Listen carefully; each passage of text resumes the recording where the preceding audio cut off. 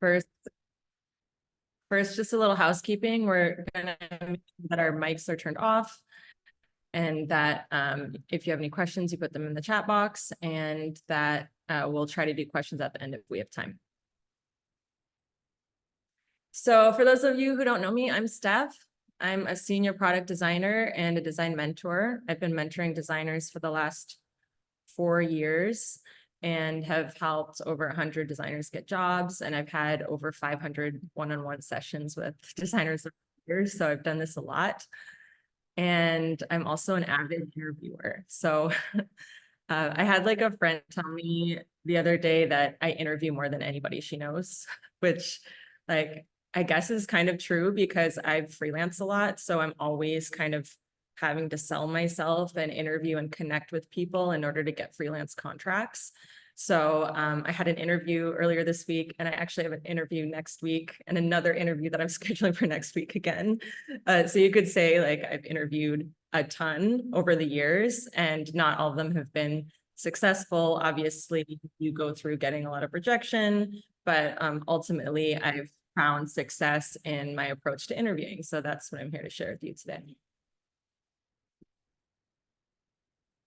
Okay, so imagine that you've polished your resume and portfolio, and now you've networked a bunch and you've landed your first interview.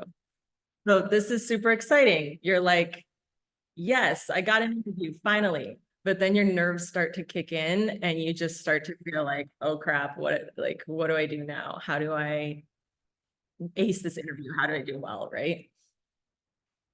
So today I'm gonna help you to kind of feel prepared for that moment when you land your interview.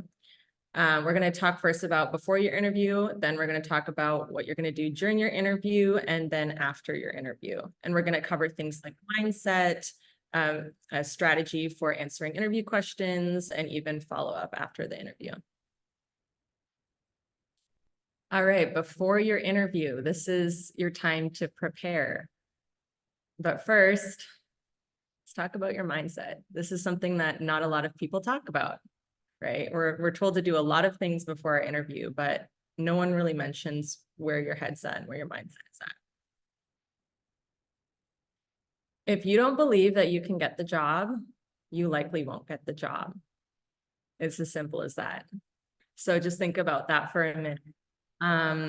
If you are, oh man, can we get rid of that chiming sound, or is that always going to be there? Let me just look into it. Okay, thank you. Yeah, so the reason why this is true is because this is how you're showing up to the interview. This is the energy that you're bringing. And if you don't believe in yourself, then how are you going to convince someone else to believe in you? Mindset and belief in oneself can significantly impact performance and outcomes. There's a psychologist who's done a lot of studies on this and has proven that the way that you view yourself and where your mindset is at impacts your performance. So we can see this happen in interviews too. If you're going into an interview and you're like, oh my God, I don't know why they're talking to me. I don't have enough experience. I don't know what I'm doing. That's not going to help you in that interview. So what can we do? What are we going to do about that? Just be confident. That's what people say, right? Easier said than done. How do we just be confident?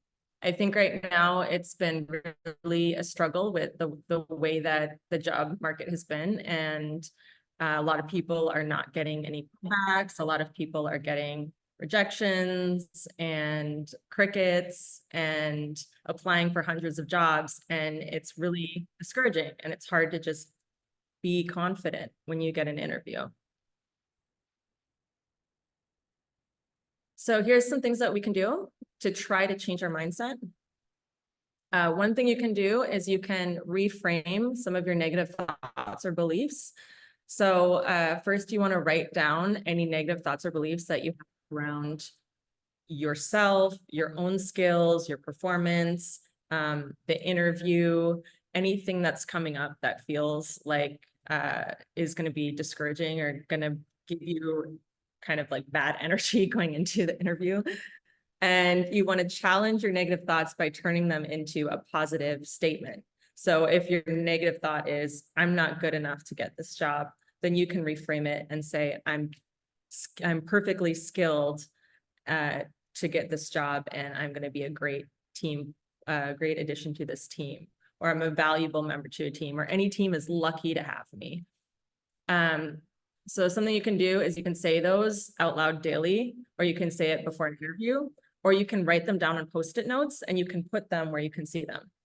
And this might not resonate with everyone. And I think that that's okay. You don't have to do this if you're not feeling called to do this, but it's kind of like something that Missy told me. I don't know if you've seen Missy, she's going to be one of the judges, but she used the example of, this is kind of like going to the gym. It's like you're going every day and you don't know why you're going because nothing's changing. You look the same, you feel the same, but you're doing it for your future self.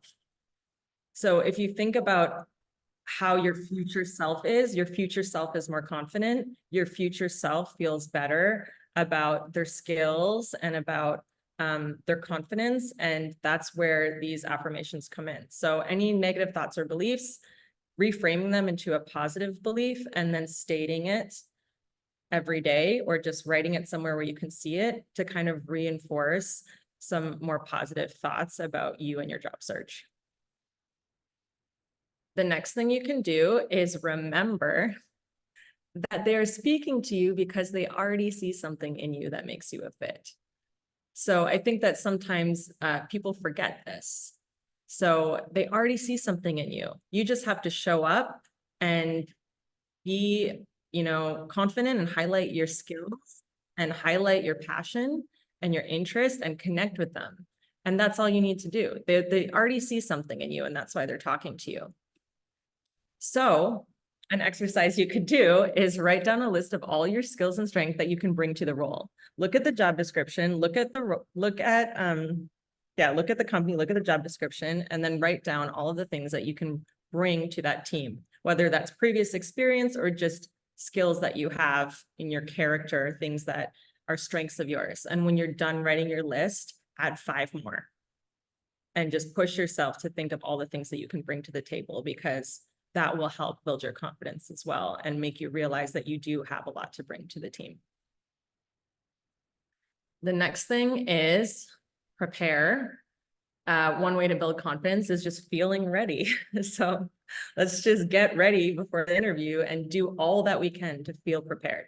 So conducting research, which I'll talk more about in a bit, reaching out to a designer who works there or someone else who works there and introducing yourself and asking about their experience. I just did this last week, and a designer at the companies I'm interviewing for to be a contractor, she actually reached back out to me and said hi, and oh my gosh, so great to hear from you. Yes, I'll talk to you more in the interview process. And we already made a connection, and that makes me feel a little bit better.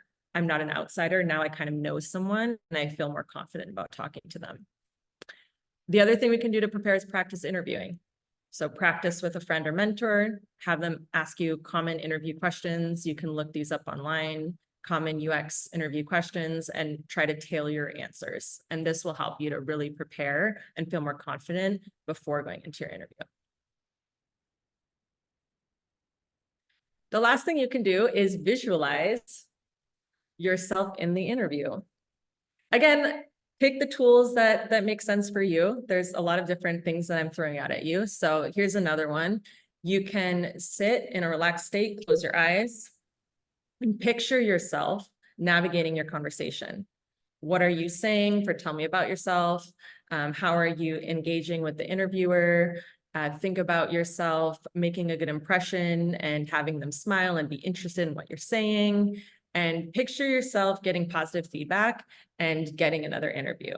Sometimes visualizing helps to calm our nerves and put us in a place of feeling a little bit more confident going into it, because we've already kind of rehearsed it in our brain.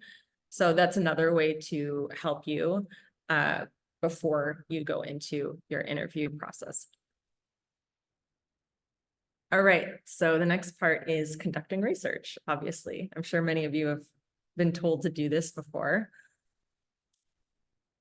So you want to learn about the company, you want to look at their LinkedIn, you want to look at their website, look at news articles. You want to, like I said, maybe network with some people who are within the company and check out their social media. Things you want to learn about the company are things like how long they've been around, what types of products or services they have, who their users are, who their target is, how big of a company they are. Maybe through their posts or articles, you can find out recent news about stuff that they're doing. Just try to find out everything you can about the company. So is that it? What else? Is there anything else that we need to do? What else should we research? Anybody have ideas? No? Remember that you're speaking to a person and not just a company. Oh. Sorry, my chat box was like popping up. So remember you're speaking to a person and not just a company, right? So this is really important. You want to research the person too. This is really important. I think that people forget to do this. You're talking to a person. Of course, you're trying to make sure you've done your research in the background of the company, but definitely get to know who you're about to talk to. Whether you're talking to one person or a group of people, you always kind of want to do some digging into who they are and what they care about. So read their profile, look at their job history, check out any posts that they've posted on LinkedIn, check out anything they've engaged with. Look at their connections, see if you have any mutual connections. Do like a quick Google search and see if you can find anything about them. Don't stalk them to death. Like, don't like go into their Instagram and their Facebook history and look at all their like partners that they've ever had or anything like that. But try to get a good sense of like how they talk about things and what they care about. Because just from reading someone's profile, you can tell a lot about what they care about. If they're talking about all their milestones and accomplishments in a really professional way, you can see that that's important to them. If they have a more casual tone in their bio, that gives you some information too. So you're just using all of this to learn and you're gathering information. So to wrap up kind of your investigation, you want to write down any relevant experience that you have to the company that you researched. So if it's a company that is maybe in fintech and you never have worked in fintech, but you've worked on a health application that had a dashboard, maybe you want to write down that that's relevant because you have experience with data analytics or dashboard, and that relates to this fintech company and some of the things that you saw in the research. So things like that. Write down any insights or talking points that you can bring up about the person that you researched, and also any questions that you might have about the company or the person now that you've done all the research. All right, next is framing your environment.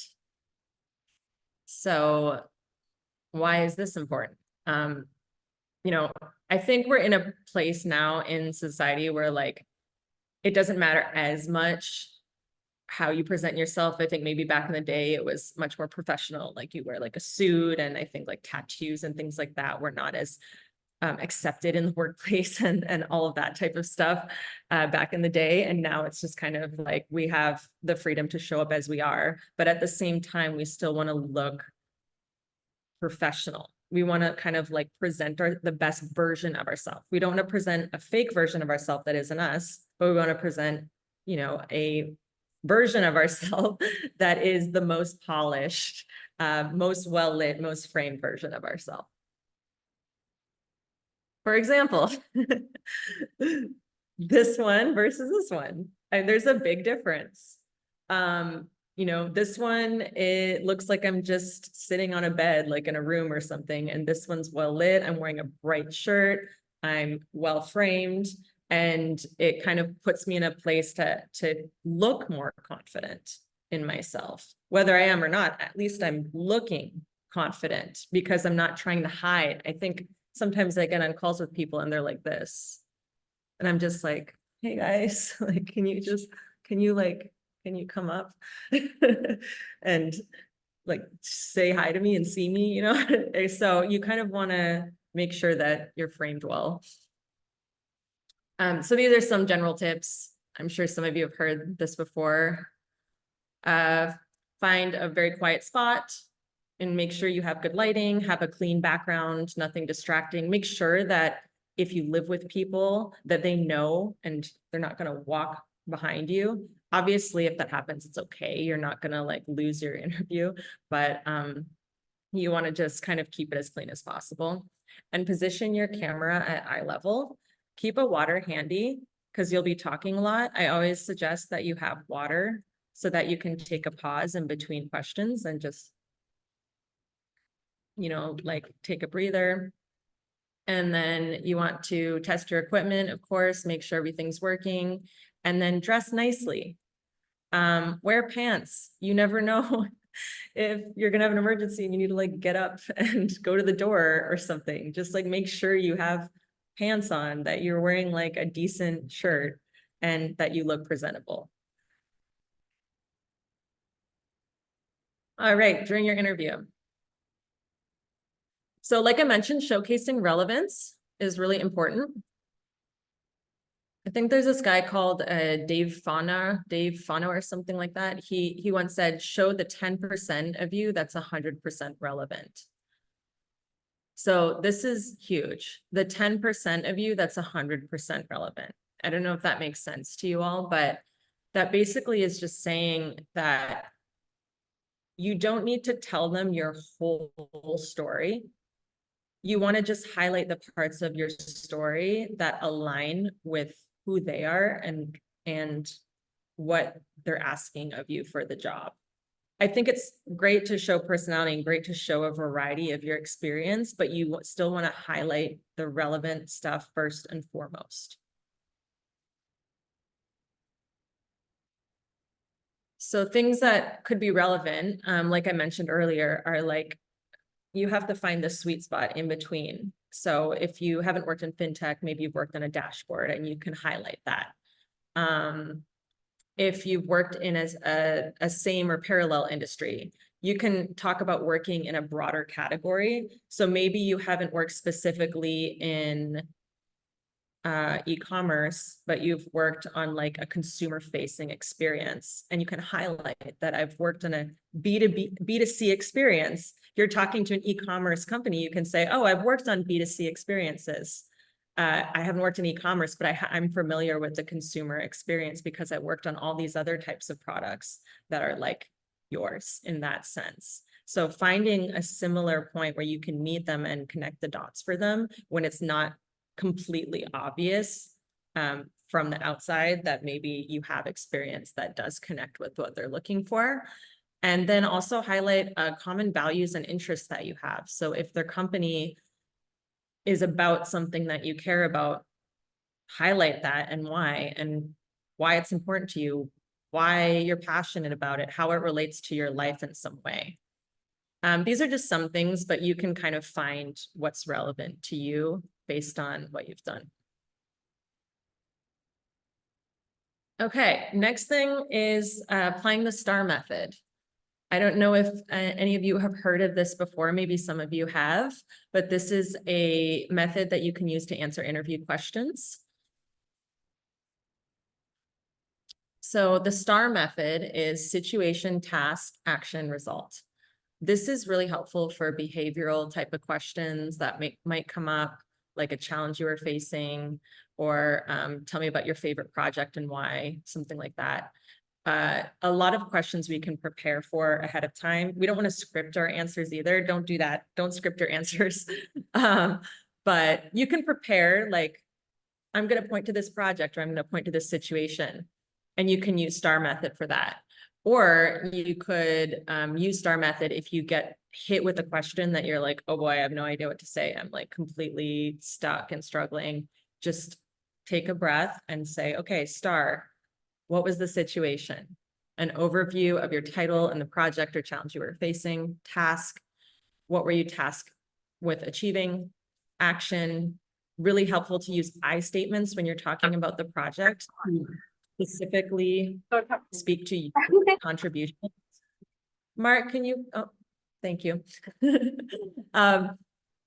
You want to speak to your own contributions versus saying like, we did this and we did that, because then it's not clear if it was you or if it was like other people. So just be really clear on saying I led this or I did this. And when it's we, then say we. I collaborated with the team and we. Result helps if you have data. I know a lot of people don't have data. You can speak to intended impact, like what you were trying to achieve or any lessons learned. We were able to hit the deadline of the project. We were able to put better processes in place to be better for the next project. You know, whatever it was that you did as a result, whatever happened to move you forward and learn from it is what you say at the end to kind of tie your answer. So let's see this in action. Can you tell me about a time when you had to design a solution for a challenging user experience problem? All right. This is kind of long, but bear with me. Start in action. Sure. In my days as a UX designer at company, we faced a challenge. Our e-commerce platform's checkout process was like navigating a maze blindfolded. Customers were dropping off like flies before completing their purchases, and we knew something had to change. This is like storytelling, right? So my mission as lead on this project was to simplify our checkout process and create a smoother, more delightful experience for our users and ultimately increase conversion. With a healthy dose of curiosity, I dove headfirst into existing data to see where the issues were. Then I did a mini user research study to learn more about the friction points, and some clear pain points emerged. Some of the steps were confusing. There were like really unclear error messages, and it wasn't mobile friendly. So I used these insights to iterate and create a new streamlined flow. The moment of truth came when we launched the flow, and it really delivered. Within weeks, we saw a 25% drop in cart abandonment rate and 15% increase in conversion. I'm so happy my hard work and collaboration paid off. Now, this is scripted. It's not going to sound like that, but this is an idea of how you can tell a story using STAR. So situation is, I'm a designer at this company. This is what we were dealing with. Task is my specific responsibility. My responsibility was to increase conversion and make this flow better. Action, these are the steps that I took in order to do that. And results, this is the outcome of my steps and my contribution and why this is valuable. Does that make sense? Hopefully. Okay. Creating a connection.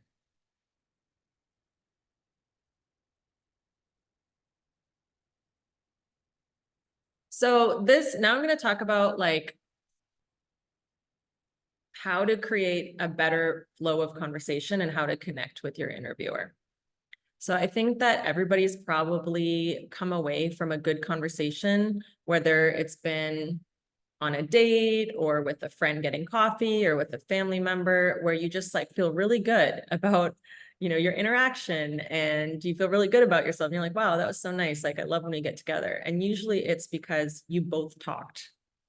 You had an ebb and flow. You were both talking. I'm sure you've also run into situations where you've gone to coffee with a friend and you ask them how they are and they just talk forever. And sometimes it's nice to just be a friend and listen to them, but also it doesn't feel good to just not engage, to not talk in the conversation, right? And I think we have this impression that interviews are supposed to be interrogations, that the interviewer is supposed to just wait and just answer questions, and that the person who's asking the questions is just the interviewer who's asking the questions is not really supposed to say anything until the end. But we can change that. We have the power to kind of flip this idea of interrogation into a feel-good conversation. So how do we get there? Yeah, it's not easy to do, right? This takes practice. So how do we get to creating more flow and creating more conversation instead of feeling like we're being interrogated the whole time, which is like super nerve-wracking and not fun. So active listening is very helpful to create a good connection and conversation. So this is simply just paying attention to the interviewer, listening to them and not interrupting them when they're talking. It's really helpful to even just wait when they pause. So if they take a pause, don't jump to say something, just wait and see if they have more to say. And they might, and then listen, and then wait until the next pause and see if they have more to say, and then you can speak. So that is one way to show that you respect them, that you have interest in the conversation. You can engage by looking at the camera, by smiling, by nodding, and showing them that you care about what they have to say.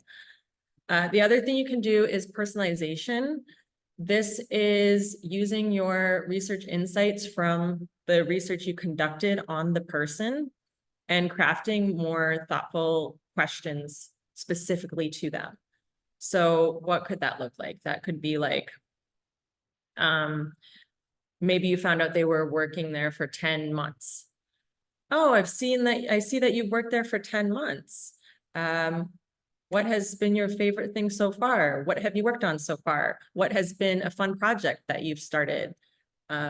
What's your impression so far?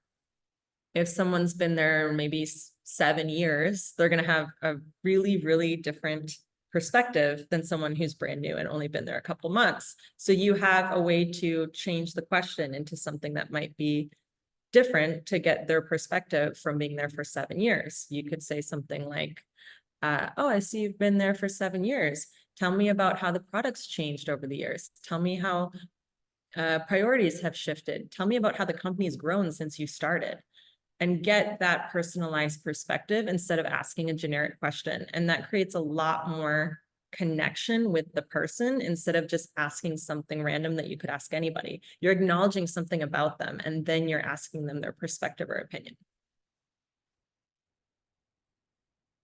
The next thing is clarifying questions. So this is another way to connect. If you're running into a question that they ask you that's not clear, just ask them to clarify it. Oh, did you mean this or did you mean that? Do you mind saying that in another way? I'm unclear. They don't mind. It's not a big deal. You're not gonna like look like you're dumb or not know what you're doing. It's great to connect in that way and ask for clarification, because it shows that you're trying to understand them. And it also helps you out as an interviewer because you're getting a way to better answer them and give them a more targeted response to their question so that you can give them exactly what they want. So that also helps. The last thing is follow-up questions. So this is like the biggest way probably to create ebb and flow, is don't wait until the end of the interview to ask questions. I would say that this is what everyone says, like, okay, we're gonna go through and then questions at the end. Unless, I mean, you can read them based on how they're showing up. If they seem really casual and personable, then it's fine. If they seem like they're reading a list of questions, which I can tell you most people are not that prepared for interviews, then maybe you want to stick to their agenda. But most of the time, I would say majority of the time, you have freedom to create the conversation. And what does that look like? You could get a question like, what does your process look like? And you might say, oh, my process is this. You share your answer about what your design process is. And then you could say, I'm really curious to know about your process. What do you guys do? How do you approach projects? That's a great way to create a volley, right? So now the attention goes back to them. You can breathe. You're like, okay, I don't have to have the attention on me anymore. You listen to them and you can see what they have to say, and you're learning about the company and you're learning about something about them, the team, the role, their process, and then they might flip it back to you, and then you can do the same and flip it back to them. So if they ask you about an app, like, have you have experience working on an app? Yes, I do. I've done this. I see that you guys haven't launched an app yet. Is that something you're working on? See how you can find relevant points to connect and volley back a question to them.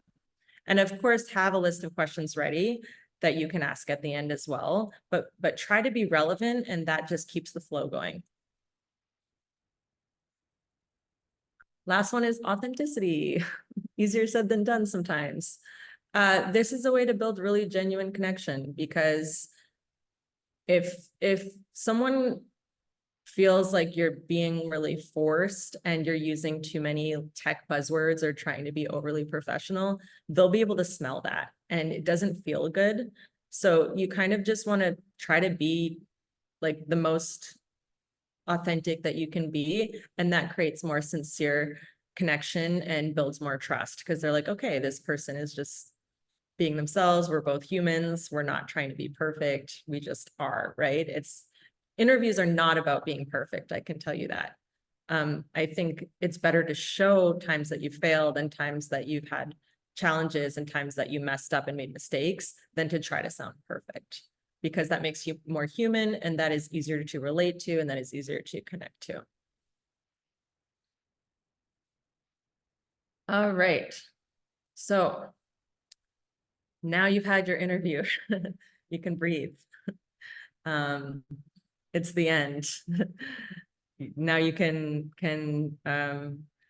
what do you call it? Like decompress, right? So what do? We can reflect on how it went. This is a great exercise to do.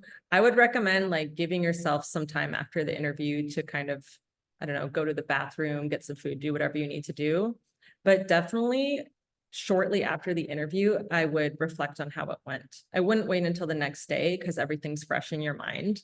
So this is your opportunity to learn. So start to look at things that went well. What types of qualities or skills did you show really well in your interview? What areas did you feel really strong in? And what questions did you answer well? What questions did you think went really well? Or what interaction did you have with them that went well? Maybe you both have an interest in, I don't know, like soccer.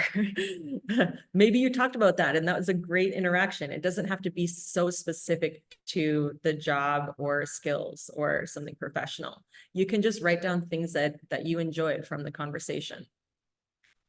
What could improve? These are things that you'd like to improve on. So areas that maybe you felt less confident in, questions that felt really tough.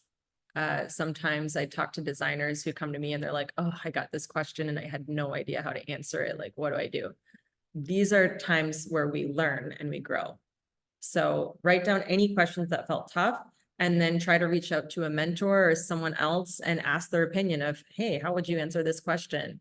Or maybe just take some time to write down an answer of how you might answer it next time, so that you feel better prepared for that.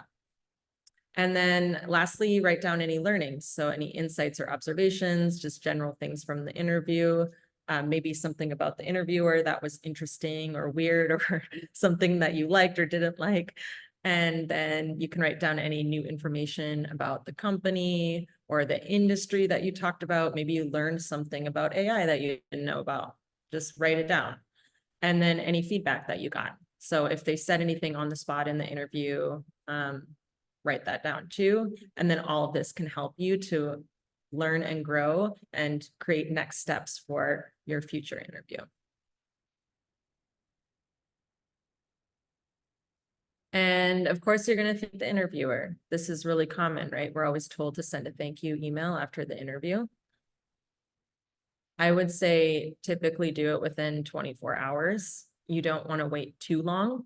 I don't know if you need to send it like the split second after you hang up the call, but like 24 hours is a good amount of time. You can send it the next day. You can send it a few hours later, whatever makes sense for you.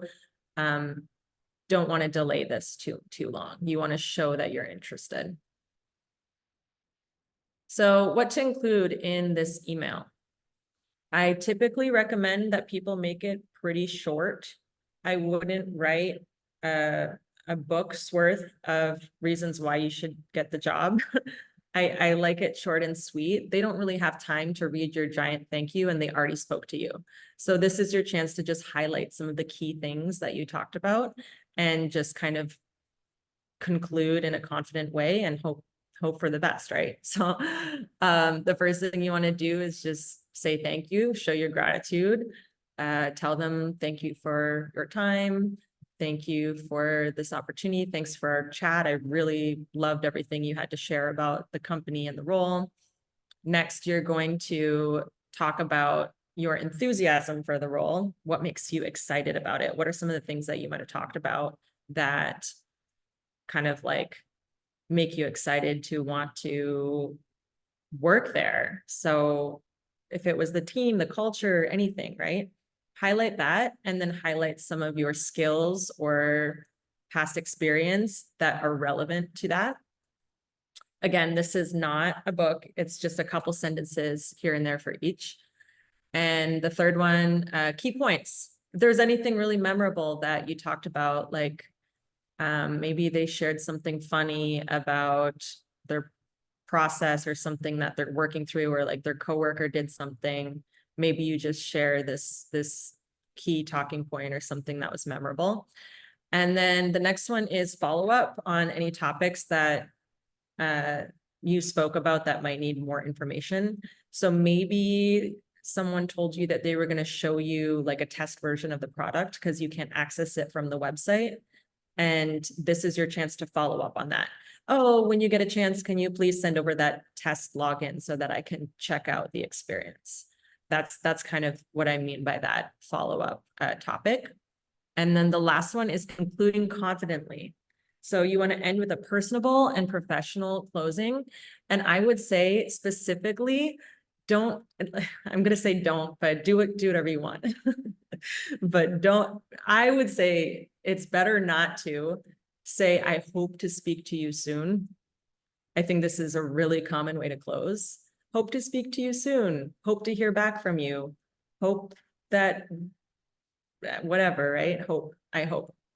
A really more confident way to close an email might be something like, look forward to speaking to you soon.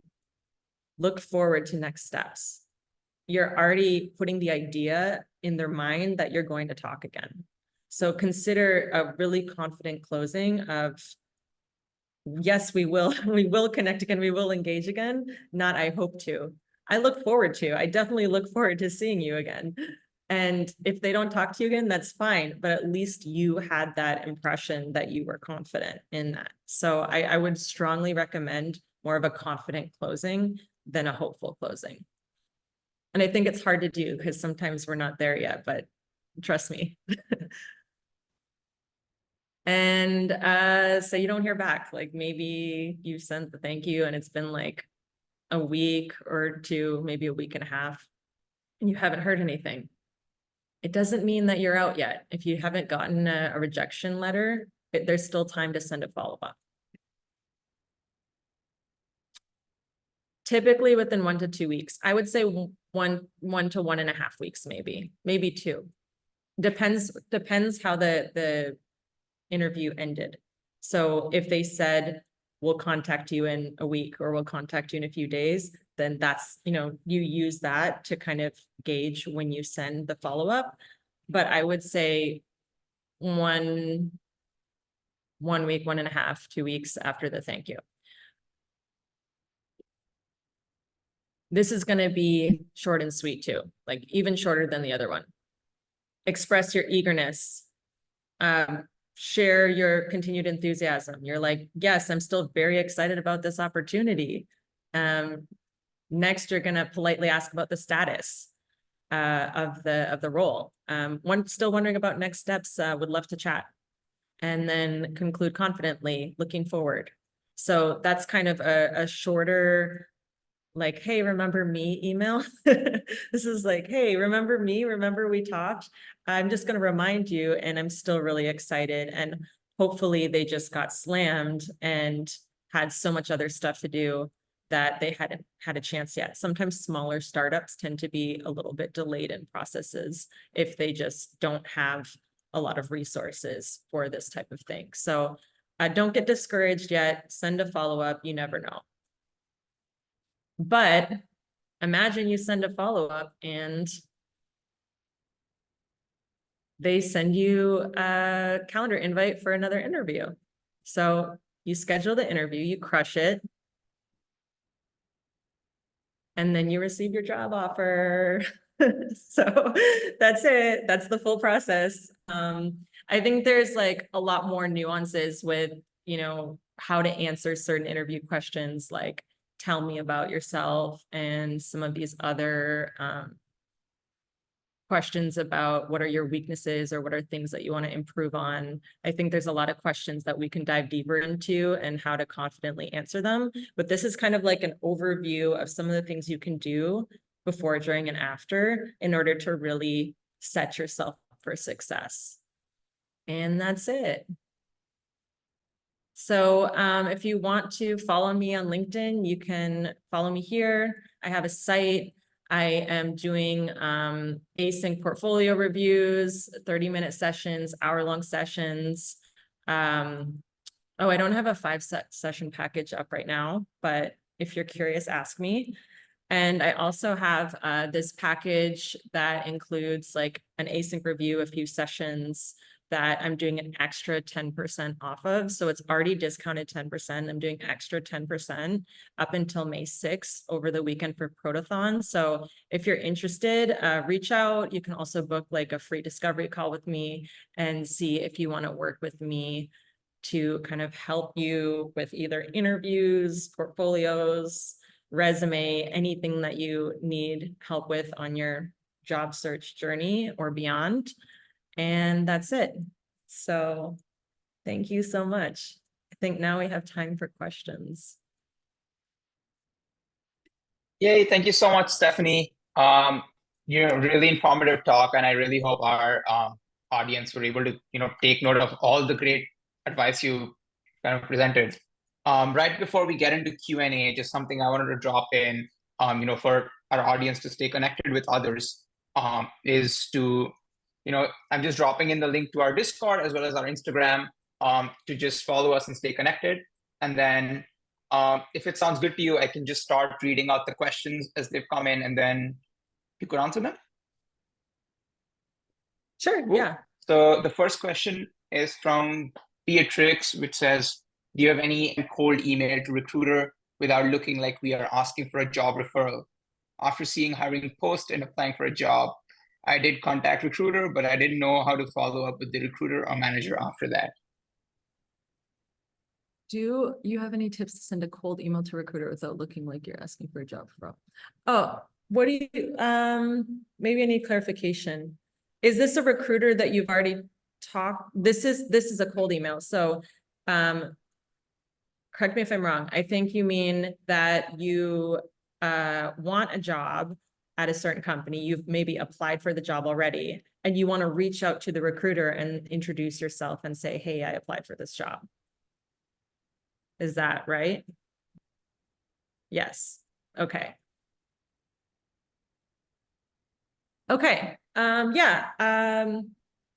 Again, I would strongly recommend shorter and sweeter. You have to think of these people as users, right? If we're creating personas for people in our job search process, the recruiter persona is highly overworked. I haven't ever met a recruiter who wasn't swamped. Like, they have so many positions to fill. They have tons of resumes to review. They have tons of jobs that are open, that they're connecting people within the company for interviews, that they're interviewing themselves. So they don't have a lot of time to read really long messages. So the first thing I would say is make it really like somewhat short, right? And you can keep it really simple. Just say hi and introduce yourself. So I actually just did this the other week. I applied for a contract role that I found on LinkedIn. I didn't hear anything. And I was one of the early applicants because I saw they only posted it like 2 hours before I applied. So I was like, yes, awesome, I'm early. And I applied, And I didn't hear anything for a couple days, and I was like, well, shoot, like I'm a perfect match for this job. I know I am. So I didn't, I didn't hear from them, and I thought, okay, I'm going to reach out to the recruiter. So I found a talent acquisition manager on LinkedIn. I added him and I sent him a message and I said, hey, Wade, I just applied for the senior UX contract role. And then I said, I'm a great fit for this because of my background in this, and this. I've done this, and I'd love to chat. I would really love to chat more about the role. I think it could be great, and let me know. It was very short and sweet. So just highlighting a little bit about myself and why I'm a good fit for the role, and that I applied for it, and that I want to connect. Those are kind of the main things that you want to highlight. So anything that makes you in line with what they're looking for, reference that job description and highlight those things about yourself. That would be my advice. And then how to follow up with them after you do that, or did I answer your question? Maybe you can drop in the chat. Did I answer, or do you mean follow up after sending the message?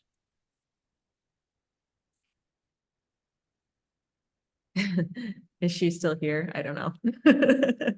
Maybe she's not here. Hopefully I answered it. Hopefully that was helpful for somebody.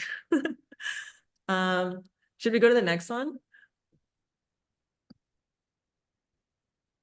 Yes, for Yeah. sure. Speaking of the prepping the camera and the interview environment, how do body language and eye contact play a role in virtual interviews? Yeah, that's a really tough one. I always get confused with that myself because I don't know if I should like look at the person or like look at the camera. Like what looks better? I don't know, guys. You tell me, like up here or up down there. I think, yeah, I think they play a pretty important role. Eye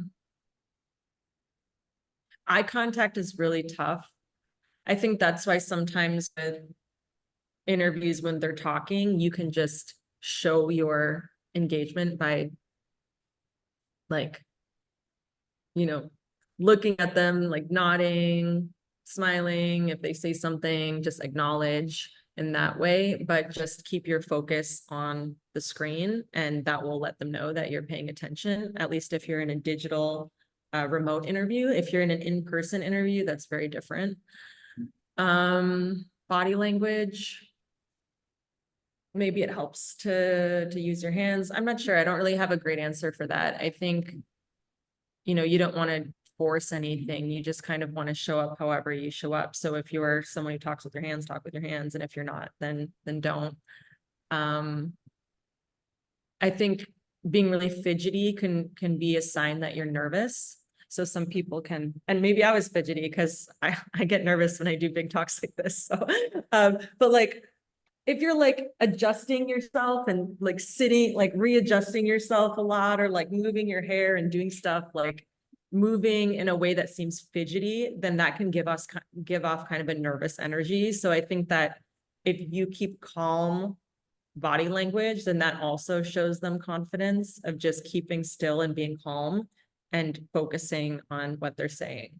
I don't know if that helps, but I'm sure there's a lot of stuff that you can read about body language. There's probably entire books about it. So hopefully that was useful for you.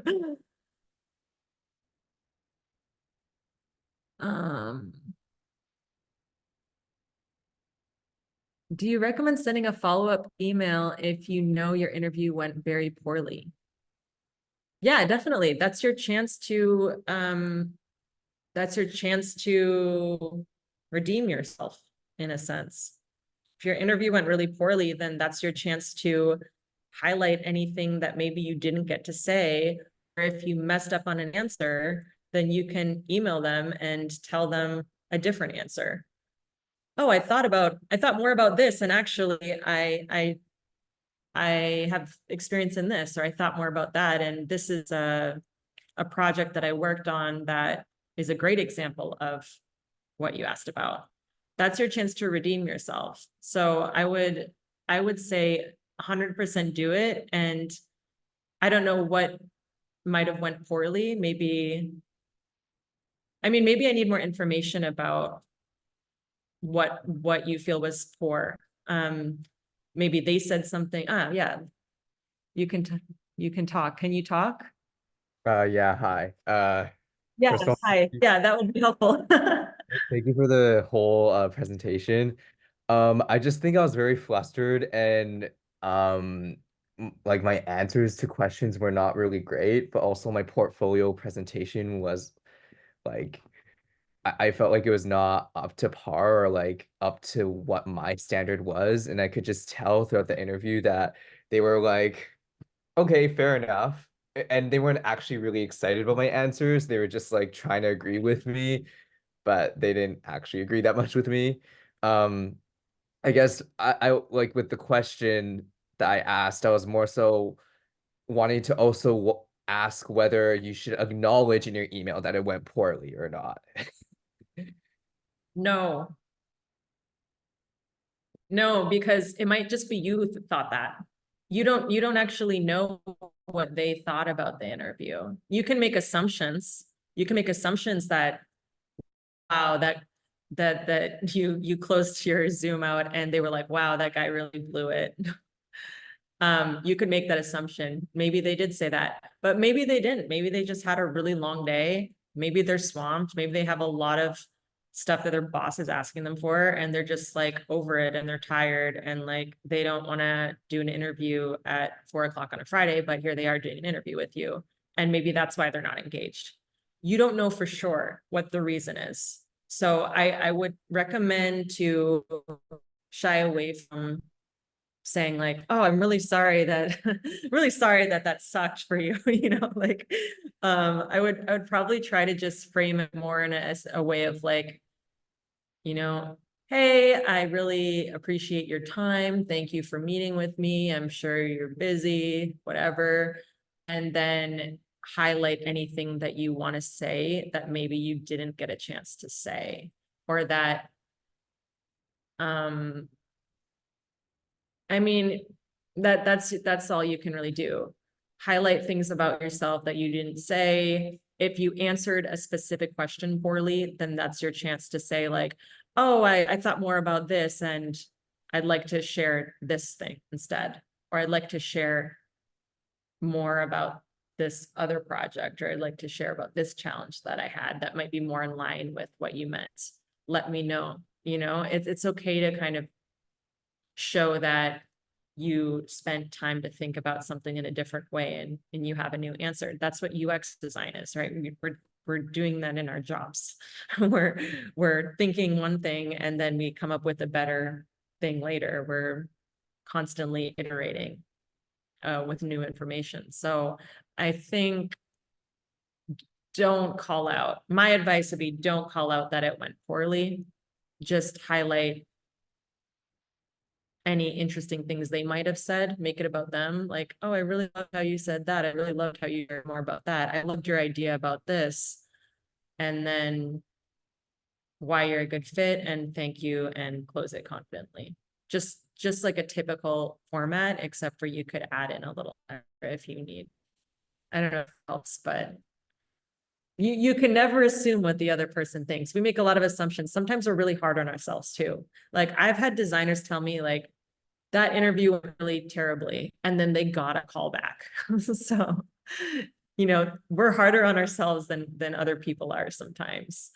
And just keep that in mind. You might get a call back. You never know. Next one.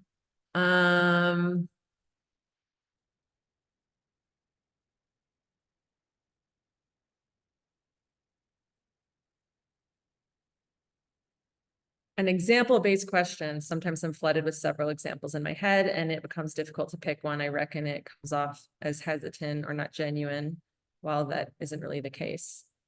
Be honest. I would say, oh, wow, there's so many. I have so many. Let me think for a minute on which one. If they say like, tell me about a project, tell me about your favorite project and why.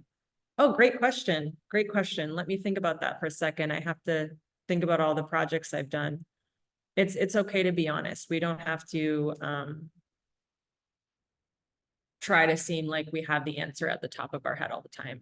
But at the same time, this is a good reason why preparing ahead of time is helpful, because we know a lot of the common questions already.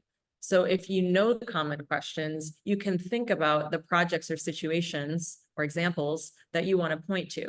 So what is a challenge that you've run into and what did you do about it? That's very common.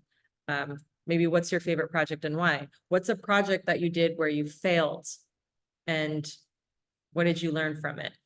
There's a lot of common questions that come up that we can prepare for, and we can figure out which example to point to. We're not going to script the answers, but we can say, okay, for this type of question, I'm going to point to that project. For this type of question, I'm going to point to that project. That helps a lot. And if we don't know, we don't know, and it's okay. And we say, great question. Just give me a second to think about that. No problem. There's no problem with that at all. They're not going to like knock points off of your interview for pausing to think before you blurt out something. Next one. How do you deal with rejection after an interview? Yeah, this is really, really tough. Especially right now. I know that it's really tough right now. And actually, to be honest, I don't know if you've noticed it, but I think there's more jobs and it's picking back up again. I'm seeing a lot more jobs now. I'm seeing a lot more people getting interviews, and things are picking up a little bit differently now than they were at the beginning of this year. So hopefully that continues. But the thing about rejection is you're going to deal with it in every aspect of your life. It's not just in your job interview, right? You deal with rejection in relationships, in friendships, in social interactions, in in interviews and in your career, right? So it's just something that we need to be able to overcome, like outside of the job process. It's something that we just need to be able to overcome and realize that it's not personal. It's not personal. So that's something that we can remind ourselves is it has nothing to do with me. It has everything to do with them, what their needs are. Maybe they found someone who has slightly more experience in, like, for example, I worked at a health company once. We were interviewing people. We had 2 great final candidates. And one of them was amazing and we loved her, but the other one had a little bit of health experience and we were a health company. We chose her. It had nothing to do with the other person. The other person was great. If the person with the health experience would have said, I actually signed an offer with another company, we would have chose the other one, right? So she still showed up exactly amazing, exactly how she was, with great work. It just wasn't a fit for us at the time. If we had another role open, we would have called her back, right? So I think it's just reminding yourself that it's not personal. It's not that you blew your interview. It's not that you did anything massively wrong. It's helpful to ask them for feedback. So if you do get a rejection, of course, send them an email. Thank you so much for your time. Thank you so much for this opportunity. I would love some feedback if you're able to provide any, so that it can help me on the rest of my job search journey. It can help me on the rest of my job hunt, whatever you want to say, right? So I think that's helpful, is seeing what feedback they do have for you, if any. But at the end of the day, you know, we have to separate ourselves, and it's not personal. I know it's tough. The other thing to consider too is that, man, I'm like losing my train of thought. It's like 8:30 where I am right now. So I'm like, oh, I had another point to say about this. I don't remember.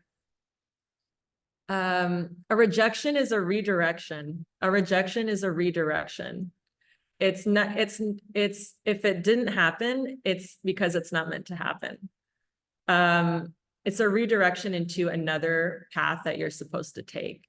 So I think that that's a helpful concept to think about as well, is that it's actually just a way to redirect you into whatever other path you're supposed to be on and whatever job you're supposed to land, because maybe that wasn't the one. And if they didn't think you were a fit, then you don't want to work there either, because you want to work somewhere where people want to work with you. So that's, you know, that's at the end of the day, what we all want is for people to want to work with us and to see our value. And at the end of the day, it's like, your loss. It's your loss. Like, you guys messed up. You would have been lucky to have me, but now you don't. So someone else will have me, and that's going to be great because I'm going to bring so much value to another team, and you guys are missing out. That's the mindset. It's hard to get there, but eventually you can get there. Where did I do my presentation? I actually used Canva. I don't know if people are going to frown on that. I like Canva for presentations. They have templates. I used a template and completely changed it. So this is not the template at all. I basically just used some of the type and the shapes on the slides, and I just kind of did my own thing, but it was helpful to have the starting point. So I used Canva. AI course recommendations. Oh, gosh, I actually have AI course recommendations that I've been keeping for myself to take. Some on Google. Wait, let me see. I actually have a tab for this. Course recommendations, design courses. I think there's some, Coursera. So Coursera has some. And also there's like, there was another one. I don't know where I put it. I would check Coursera and sites like that to see what kind of AI courses. I know Google has some too, but I started finding them for myself and like saving them in my bookmarks, and I haven't actually checked any of them out. So if anybody else has suggestions, pop them in the chat. If anybody's taken AI courses that have been helpful, pop them in the chat, because I haven't taken any yet. I mostly use ChatGPT. That's it. And I don't use it a lot because I like to like write my own stuff. I kind of use it sometimes if I'm thinking that I need like a more creative headline or title. We're over time. Should I keep going, or there's a lot of questions here? It's up to you, Stephanie. Up to you, Steph. If you want to answer more, you can do that. If you would I can like, go in. sorry, Go ahead. No. I was just gonna say, if you think you can answer more than welcome to. If you want people to reach out to you personally on LinkedIn, that's also fine. Whatever works for you. We know it's quite late there. Okay, I can go until 45. So we'll just do until 45. Yeah, because there's a lot of questions here, and I want to try to see if we can get through a couple more.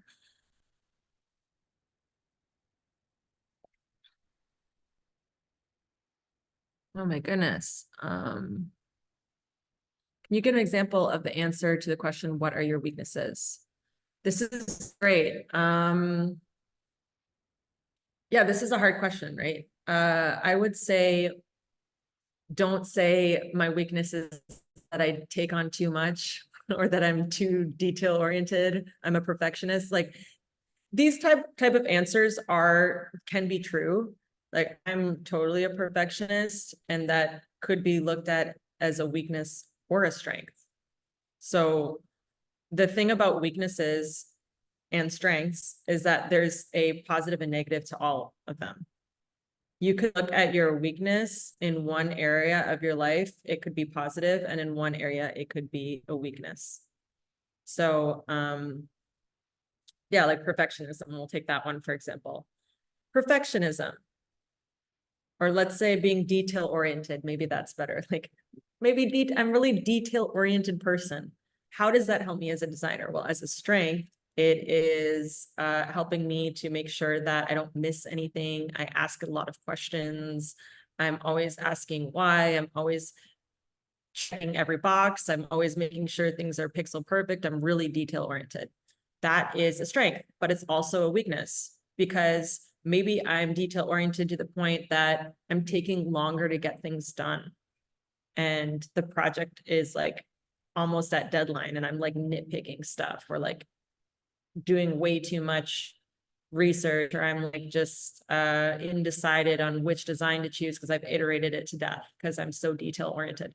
So I think that that's one thing to consider when you're thinking of like strengths and weaknesses, is to actually take a look at what you're considering your weakness to be and look at a positive aspect of it just for yourself. This has nothing to do with the answer. I'm going off on a tangent, but just for yourself to note that like your weaknesses probably have a positive side, just like your strengths probably have a negative side.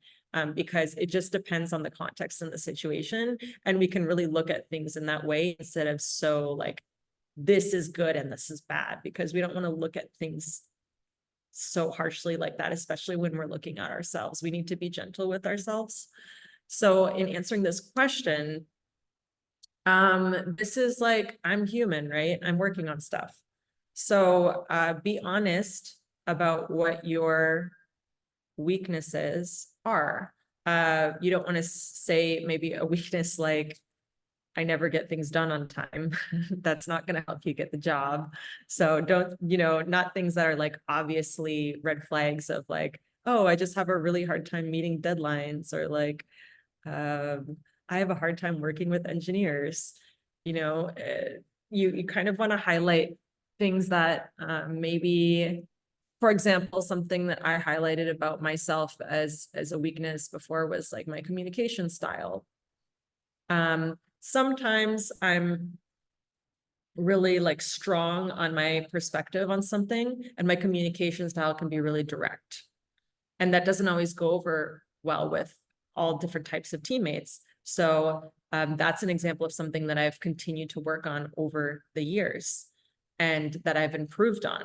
So I can say that as long as you're saying something that you're actively working on and what you're trying to do is what they care about, is your growth mindset.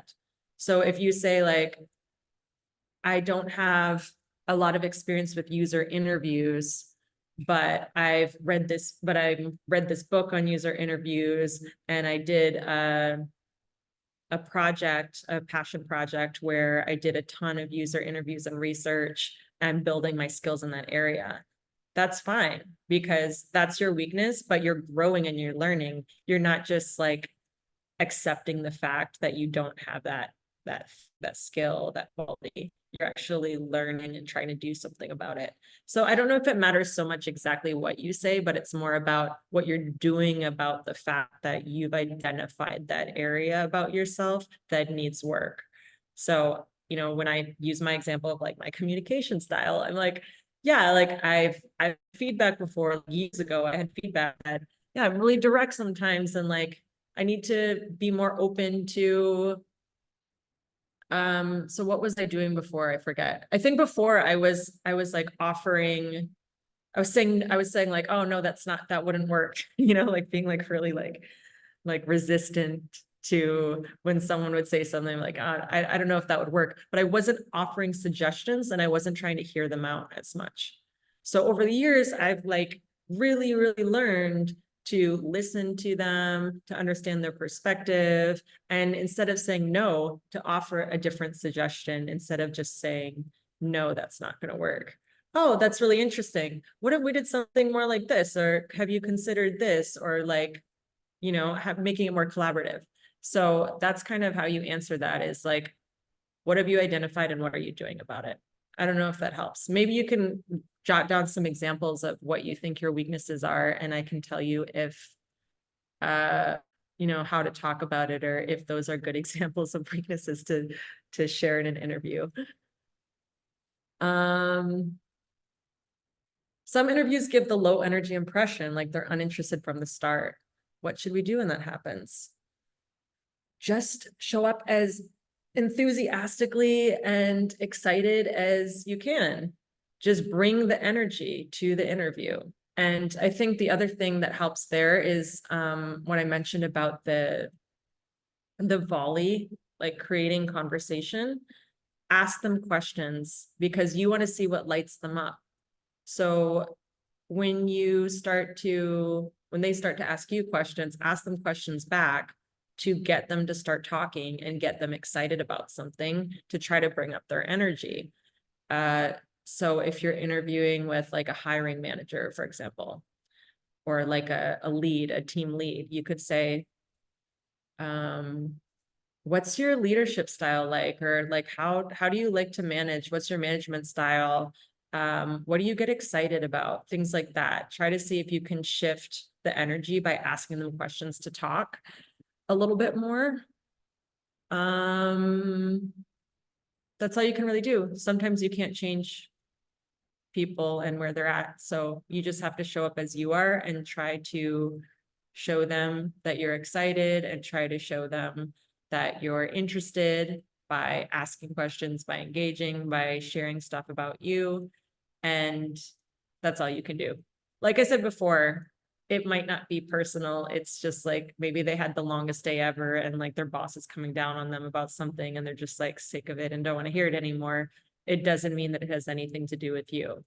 So, you know, unfortunately, you get put in that position where you're in a bad timing interview, but you just have to work with it. And that's that.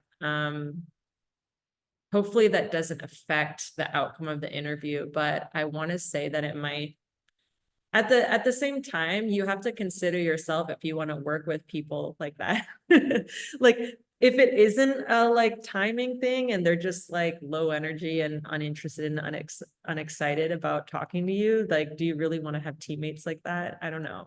It's something for you to reflect on as well. Like, I don't know, they didn't seem like they wanted to really talk to me. Is that going to be the vibe of the company and the culture in general?